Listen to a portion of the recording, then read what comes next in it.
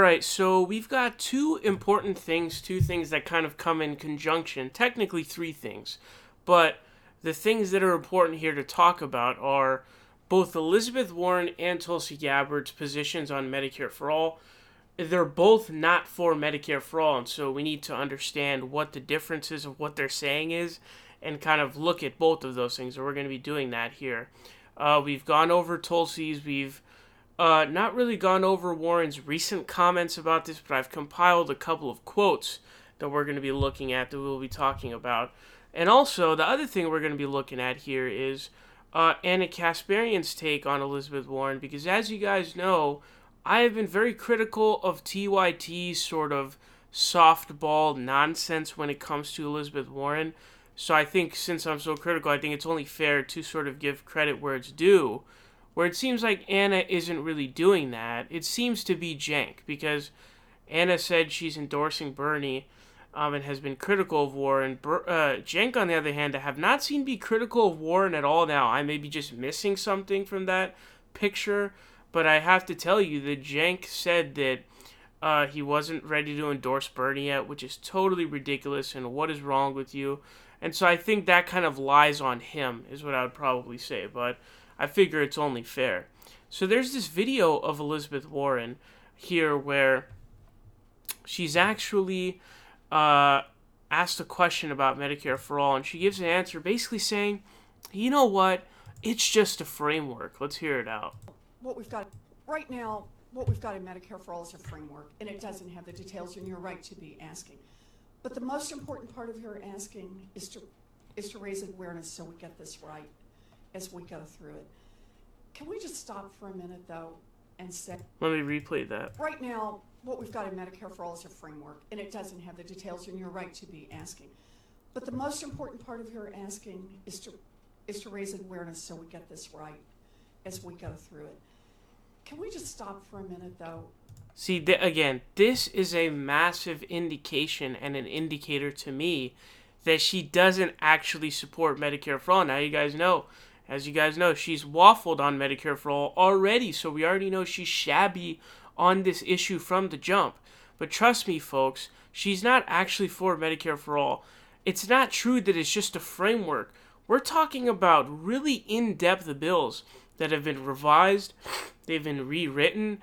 I believe Bernie had one in 2016, now he's proposed another one in 2019 that basically aligns with Jayapal's bill, which is in the House, and as you know, they have to come together to have one bill to go up to the president. So they basically align a little bit. I think there might be some slight differences, but, you know, Bernie's bill, you can literally go read it. It just explains all the benefits that it breaks down, you know. It basically offers everything. And so what's really remarkable about this, I believe it covers long-term health care, covers vision and dental, etc. So it basically has all the benefits. It's not a framework. And so she didn't even have a healthcare page up on her website up until the night before the third debate.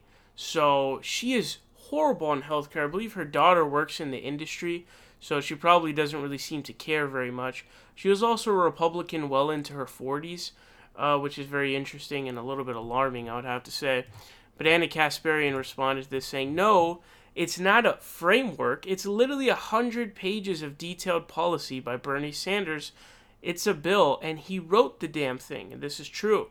Jayapal has worked on her bill, and they've kind of worked together and kind of aligned their policy. And that's the truth. That's what it is. So this sort of idea or argument put forward by Elizabeth Warren is just wrong. It's not correct. It's false. It's not just a framework, and that is an indication to me that she is not actually serious about Medicare for All, because she's not paying attention. What do you mean it's just a framework? It's not just a framework. What that also tells me is it's something else that she's made up in her head, that she's like, you know what? Let me just push it down the line, and I'll decide what Medicare for All is in my mind whenever I, sort of synthesize it or whatever. Another really terrible piece of footage here that we got. Elizabeth Warren has been really dumb on this issue. I have no other way to put this to you guys. But this really, really stupid attempt at like a own or a rebuttal of Bernie's plan is like, oh, well, you're going to have to raise taxes on the middle class. The problem is that you're not going to be paying premiums, you're not going to be paying copays, you're not going to be paying deductibles. You won't be paying these insane premiums, and you won't be paying the copays and the deductibles. So you're on average going to save money. It's a more efficient system where your taxes are going to go up a little bit, but you'll net save money because you're not paying any of those crazy premiums. Private insurance is horrible. Not only that, but they just completely just jack up the prices. It artificially inflates the numbers. Like, the numbers don't even make sense in terms of how much it costs. It's just like, you think those are natural, organic, legit numbers? Of course they're not. It's artificially, inflated. And so she has had a horrible response to this. She won't say it. She was on Stephen Colbert's show. Colbert was, alley-ooping it to her, saying, like, no, like, I want you to answer this, to be like, yo, yeah, your taxes are going to go up a little bit, but you're going to save money. He was literally explaining it for her, and she refused to answer. And it looks like she's refusing here, too. So what I want to get insurance that covers everybody. I don't want to tax anybody.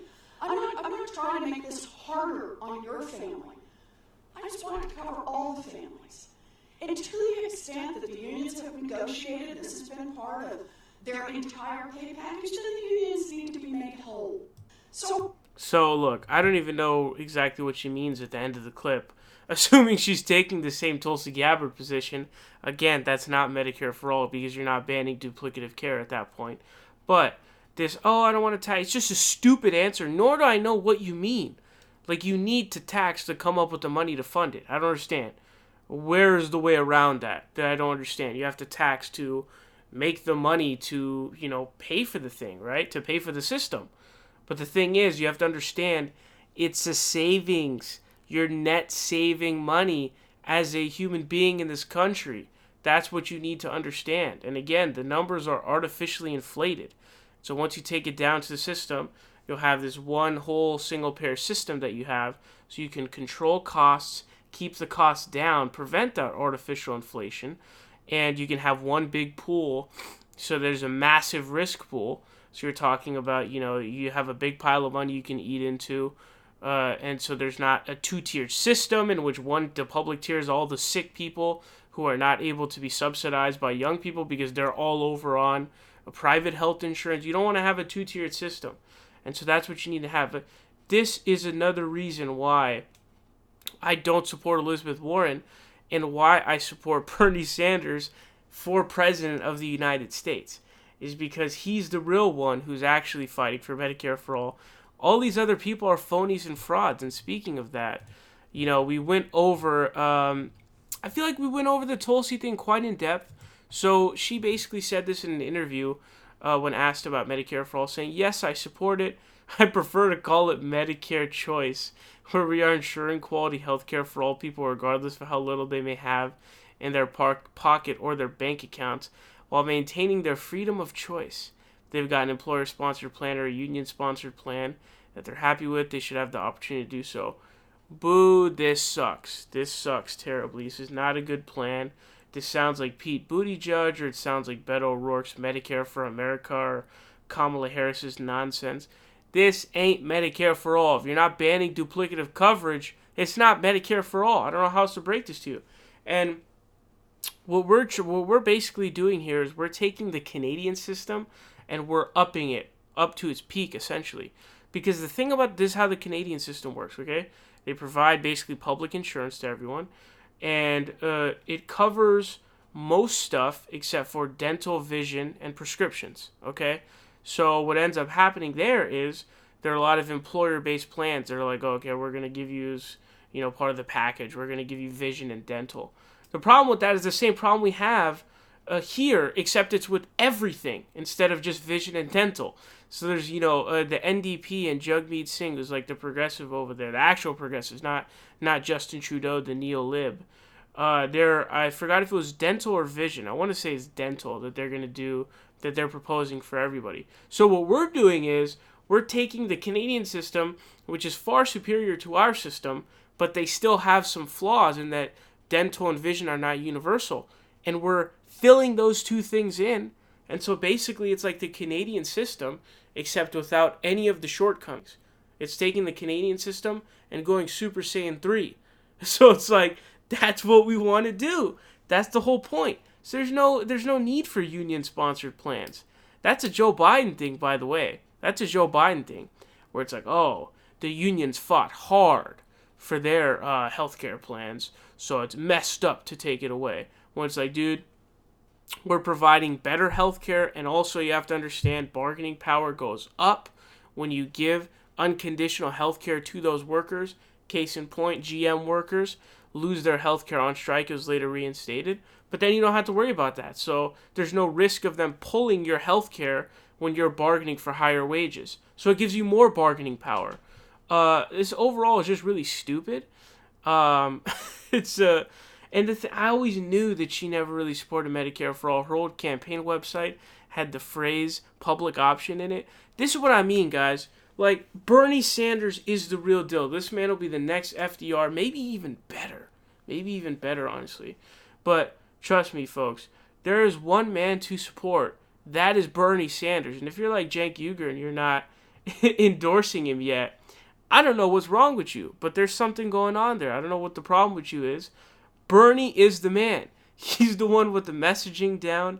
He's the one with, actually supporting Medicare for all, putting the bills out there.